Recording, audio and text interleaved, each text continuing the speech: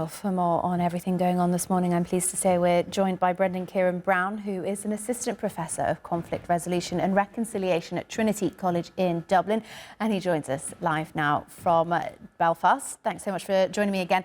I wanted to start with quite a broad question. There have been some tricky moments since January. Overall, though, what's your assessment of phase one of the ceasefire? It has held despite those difficulties. Yeah, thanks as always for having me join you. Yeah, I mean, it's a very difficult one to assess. Obviously, if the success is measured by the release of captives on either side, then yes, okay, it seems to have been pretty successful in that sense. But I think we also need to always remember that throughout this period of time, there have been violations of that agreement that was signed and was meant to be guaranteed by those who put it forward. For example, there's still lots of aid hasn't made its way into the Gaza Strip. I mean, it's the obligation there is on the Israeli authorities to allow the full amount of aid that was agreed to come in. I mean, we've also seen lots of mobile homes and heavy equipment that was meant to be allowed into the Gaza Strip to begin the process of rebuilding and getting people out of tents that are leaking, that are awful conditions to live in, and into more suitable temporary accommodation. That hasn't fully happened. So again, that's a measure of not being successful, I guess. And then again, we need to always be careful, because at times we almost are at a stage where Palestinian life has been cheapened to the extent that people have been killed during this so-called ceasefire. Palestinians have been continued to be killed during this so-called cessation of hostilities. And again, sometimes we forget that, or we don't spotlight that, because everything is geared towards these sort of bombastic, very visually powerful instances that we see, in terms of the release on either side. And I think it's important that we center that, because all life is sacred, and we should really be very vocal on that. Yeah, I think you're right. There is quite a lot of focus on these set-piece events, partly because of, as you say, the visuals, partly because of the emotional impact that they have. You mentioned there, obviously, these violations and a range of them. What do you make then of the role of the guarantors of the ceasefire and also of the mediators, who don't really seem to have done that much in terms of, as you say, getting the level of aid that was required under the ceasefire, but also the specific items, amongst them those that you mentioned, things like mobile phones, mobile homes, and things like heavy equipment?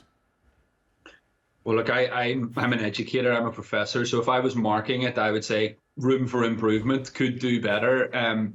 Clearly, we've had other instances where Donald Trump, for example, came out and said, why don't we just forcibly displace the entire Gaza population, level the place, and build a Palestinian Riviera? That was hardly helpful for a guarantor of this arrangement to say. So, I mean, yeah, there's plenty of opprobrium to go around. There's much more that could have been done to sort of edge the parties forward, particularly the Israeli side, to say, we want this to stick. We want to make sure that we move through the phases. So you got to ask yourself then a couple of really hard questions. I mean, just how much do those who are supposed guarantors of this arrangement want to see it progress through to phase two and then phase three, where really big challenging questions need to be addressed. So yeah, there's been plenty of room for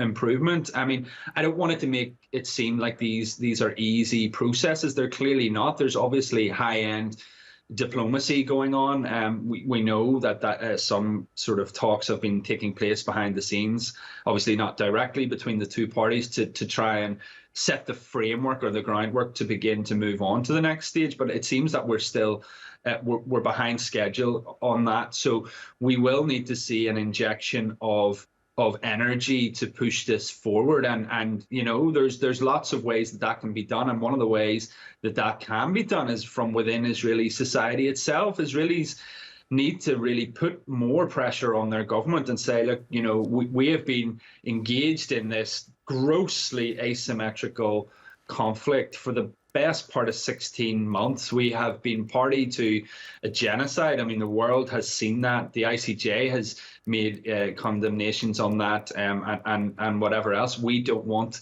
that to be our return. We do not want to go back that way. So I would love to see the Israeli public really push this on forward and hold this Netanyahu government to account and not let it be undermined even further by far-right elements within government. And Brendan, you mentioned Donald Trump in your answers. You say making those comments just over a week ago about turning Gaza into the Riviera of the Middle East. And of course, by extension, that seemed to involve, as you say, the ethnic cleansing of Palestinians, certainly the forced displacement of them from Gaza so that this land could be turned into some real estate property development. Since then, he's sort of backtracked a bit and said, no, that was a suggestion. Do you feel like these comments are sometimes helpful in pushing other actors to get their act together and to start coming up with alternative plans when he suggests these things that just seem so far out the box? Or are you in the group of people that thinks, look, these are just so outrageous and so outlandish that, they're sort of, to quote another author, they're too ridiculous to take seriously, but too serious that they're not ridiculous either? What do you make of it? How do you assess it? I mean, how does anybody assess Donald Trump at this moment in time? How does anybody assess world politics at this moment in time?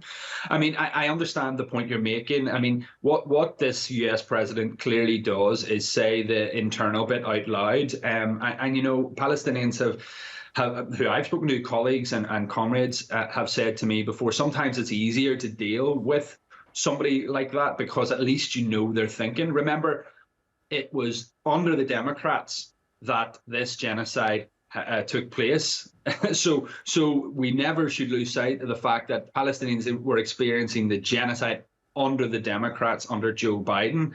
I mean, there's plenty of evidence of war crimes and ethnic cleansing taking place, obviously before this and before Trump came to power. So I understand the point. And if it is a catalyst and a trigger then for other sort of neighboring Arab countries to get, as you say, to get their act together and say, look, well, we need to provide much more in terms of planning and supports and logistics and ideas and everything, then perhaps that is a good thing. But the key point in all of this, and I'm very strong on this, is there can be no conversations about rebuilding Gaza.